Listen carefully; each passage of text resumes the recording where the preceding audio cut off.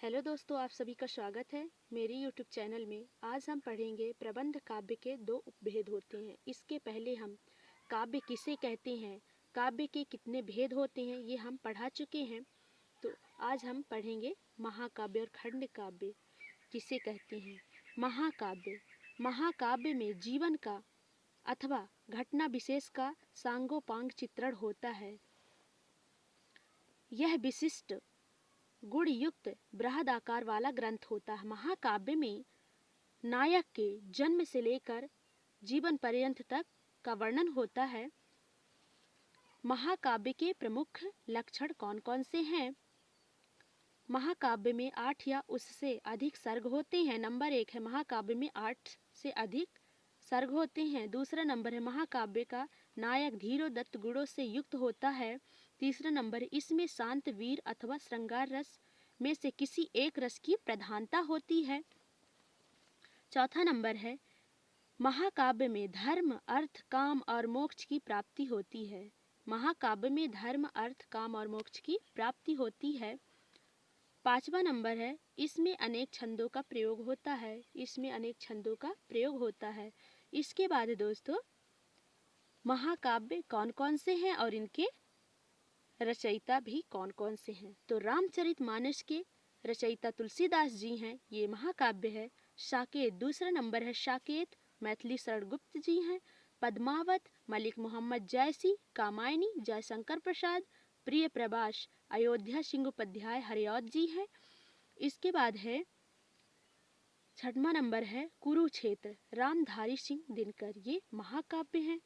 सातवां नंबर पृथ्वीराज राजव चंद्रवरदाई जी हैं, इनके रचयिता। लोकगायन सुमित्रानंदन पंत जी हैं, ये महाकाव्य है। अब हम आते हैं खंड काव्य किसे कहते हैं। खंड काव्य में नायक के जीवन की किसी एक घटना अथवा हृदय स्पर्शी अंश का पूर्णतः के साथ अंकन किया जाता है। दोस्तों, खंड काव्य में किसी भी नायक का वर्णन जन्म से लेकर जीवन पर्यंत यानी मृत्यु तक का वर्णन होता है, उसे महाकाव्य कहते हैं। खंड काव्य में नायक के जीवन के किसी एक अंश का वर्णन किया जाता है। खंड काव्य में खंड काव्य के लक्षण कौन कौन से हैं? खंड काव्य में मानव के किसी एक पक्ष का चित्रण होता है। मानव के किसी एक पक्ष का चित्रण होता है। दूसरा नंबर है इसमें एक ही छंद का प्रयोग होता है। तीसरा नंबर है कथा वस्तु पौराणिक या ऐतिहासिक विषयों पर आधारित होती है। खंड काव्य में कथा वस्तु पौराणिक ऐतिहासिक विषय पर आधारित होती है।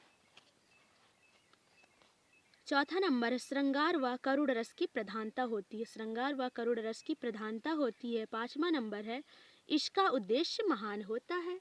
खंड काव्य में इसका उद्देश्य महान होता है।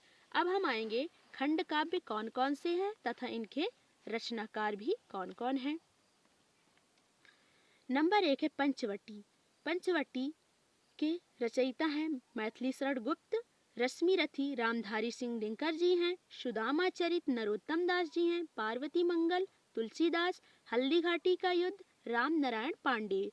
पथिक राम नरेश त्रिपाठी जी हैं। भस्मासुर नागार्जुन हैं। भस्मासुर के रचयिता कौन है? नागार्जुन जी हैं। ये हैं खंड काव्य। अब हम आते हैं महाकाव्य और खंड काव्य में अंतर। महाकाव्य और खंड काव्य में अंतर क्या होता है? नंबर 1 है महाकाव्य में किसी नायक का वर्णन जन्म से लेकर जीवन पर्यंत तक होता है।